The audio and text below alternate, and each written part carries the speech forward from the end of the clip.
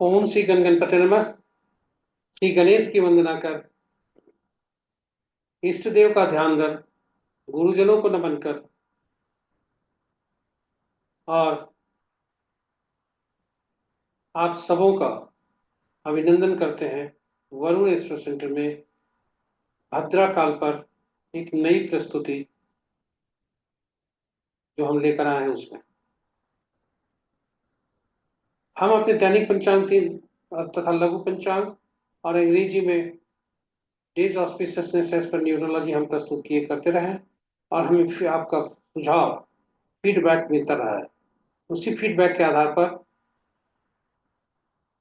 यह प्रस्तुति आपके लिए है, जो कि शहर से अलग हटकर मैं बना रहा हूं।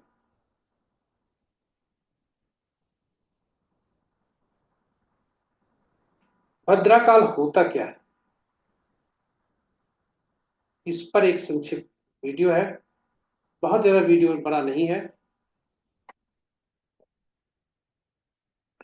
तो चलिए हम जिक्र करते हैं। आपको ले चलते हैं अपनी प्रस्तुति पर। भद्रा है कौन? शास्त्रों के अनुसार दैत्यों को खत्म करने की भद्रा वो गधे के मुख और लंबे पूंछ और 3 पैर लिए पैदा हुई थी। भद्रा भगवान सूर्य और पत्नी छाया की कन्या और शनि देव की बहन है, ऐसा शास्त्रों के अनुसार कहा गया है। भद्रा का वर्णन लंबे केस, बड़ी दांत वाली और भयंकर रूप वाली कन्या है। और जन्म लेते ही भद्रा यज्ञों में विघ्न बाधा पहुंचाने लगी। उसके स्वभाव को देखकर स्वाभाविक है कि उसके पिता को चिंता होगी, तो सूर्य देव को चिंता हुई। और जब बड़ी जैसे जैसे होती गई, उसके विवाह की भी चिंता होने लगी। उन्होंने सूर्य देव ने कई देवताओं के समक्ष उसके विवाह का प्रस्ताव रखा, लेकिन सभी ने उसे ठुकरा दिया। तब भगवान सूर्य ने ब्रह्मा जी से परामर्श मांगा और तब ब्रह्मा जी ने भद्रा से कहा कि तुम बल, बालव, कौलव, करण के अंत में निवास करो। ये जो करण है, बल, बाल और कौलव, इस करण के अंत में निवास करो। जो व्यक्ति तुम्हारे समय में गृह प्रवेश यानी मांगलिक कार्य करे, इन करण में तुम इसमें विघ्न डालो। जो तुम्हारा आदर न कर सके, तुम उनके कार्य को बिगाड़ दो।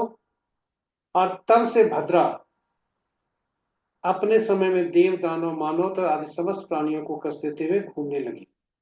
और इसी प्रकार भद्रा की उत्पत्ति हुई। भद्रा का शाब्दिक अर्थ कल्याण करने वाला होता है, लेकिन इस अर्थ के विपरीत भद्रा एक या विष्टिकरण में शुभ कार्य निषेध बताया गया है। भद्रा लोक तीनों लोक में घूमती है। जब वह मृत्यु लोक यानी धरती लोक में जब होती है, तब सभी कार्यों में यह बाधक मानी गई है। यह बताते इसलिए भद्रा तीनों लोकों में घूमती है, और जब वो धरती पर के लोक पर होती है, तब वह सभी कार्यों में बाधक मानी गई है। भद्रा के में सभी शुभ कार्य को निषेध बताया गया है। जब चंद्रमा, भद्रा लगता कब है? जब चंद्रमा कर्क, सिंह, कुंभ, मीन राशि में विचरण करता हो, उस दौरान भद्रा विष्टिकरण का योग होता है और सदा सदा पृथ्वी लोक में रहती है। भद्रा प्रथा सदा पृथ्वी लोक में रहती है, इसलिए इन राशियों में इस समय सभी कार्य वर्जित माने कहे जाते हैं। जिस समय भद्रा का चंद्रमा मेष, वृषभ, मिथुन, वृश्चिक राशि में हो, तो भद्रा का निवास स्वर्ग स्थान में होता है। अगर चंद्रमा कन्या, तुला, धनु, मकर राशि में हो, तो भद्रा पाताल में निवास करती है। यदि चंद्रमा कर्क, सिंह, कुंभ, मीन राशि का हो, तो भद्रा का भूलोक पर निवास होता है। और ऐसे में धरती पर भद्रा का सबसे अधिक अशुभ प्रभाव माना जाता है। तो अभी चूंकि भद्रा जो लग रहा है, आज देखेंगे कि आज जो भद्रा लगा है, चंद्रमा मीन राशि में प्रवेश करने जा रहे हैं, इसलिए भद्रा का निवास स्वर्ग में होता है और यह उतना नुकसानदायक नहीं होता है। तिथि के पूर्वार्ध की दिन की भद्रा कहलाती है। यदि कहें तो जब तिथि के पूर्वार्ध की दिन की भद्रा कहलाती है और तृतीय के उत्तरार्ध की भद्रा को रात का भद्रा कहते हैं। यदि सुबह में जो अगला अंश हुआ भद्रा का, उसे पूर्वार्ध बोले और दिन की भद्रा बताया गया। अब दिन की भद्रा रात के समय हो, रात्रि की भद्रा दिन के समय है, तो इस भद्रा को शुभ भी कहा गया है। उदाहरण स्वरूप 11:25 में चंद्रमा कन्या राशि में था। विष्टि भद्रा 3:21 से आरंभ हुआ, 3:21 पर समाप्त हुआ और वही तिथि का पूर्वार्ध रात्रि में आरंभ हुआ और इसलिए उत्तरार्ध दिन में आरंभ हुआ, इसलिए शुभ हुआ। तो ये रहे हमारे भद्रा पर एक छोटी सी प्रस्तुति कि भद्रा जब भी लगता है तो हमारे लिए शुभ और अशुभ दोनों फल देते हैं। हमें उसको भद्रा से घबराना नहीं चाहिए। जैसे आज ही भद्रा लगा हुआ है,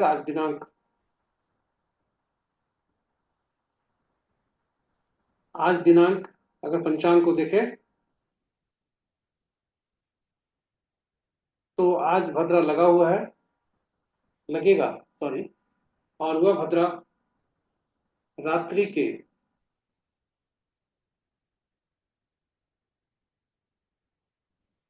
कल रात्रि के, आज का नहीं, हाँ सॉरी, आज के रात्रि का भद्रा यह लगेगा और यह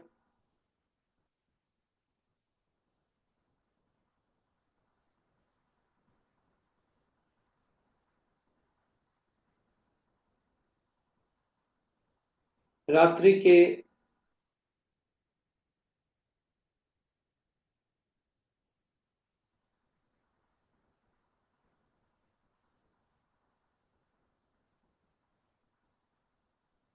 मध्य रात्रि के 0:07 पर भद्रा लगेगा, जो कल सुबह, क्योंकि पंचांग जो भी बनता है सूर्योदय से सूर्यास्त तक का बनता है, तो कल सूर्योदय तक का पंचांग उपलब्ध है और इसमें भद्रा स्वर्ग पर विचरण कर रहे हैं। तो चूंकि भद्रा मध्य रात्रि का है, उसका प्रथम लोक जो है, जो हम यहाँ पर बात कर रहे थे कि भद्रा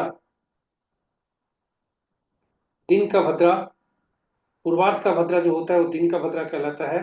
तो पूर्वार्ध का भद्रा चूंकि मध्य रात्रि में है, इसलिए यह शुभ होता है। तो इन्हीं शब्दों के साथ हम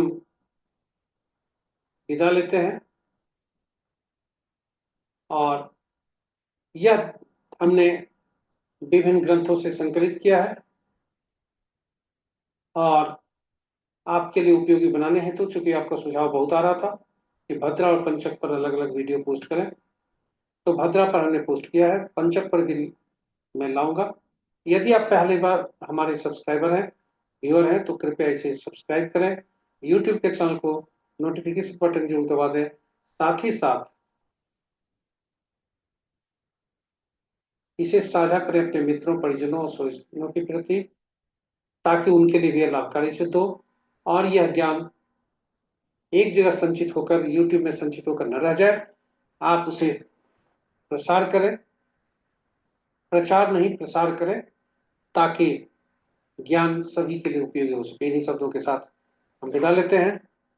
ईश्वर आपको सफल बनाते रहें और हर नव ग्रहों की कृपा आप पर बरसते रहे। इन्हीं शब्दों के साथ हम विदा लेते हैं।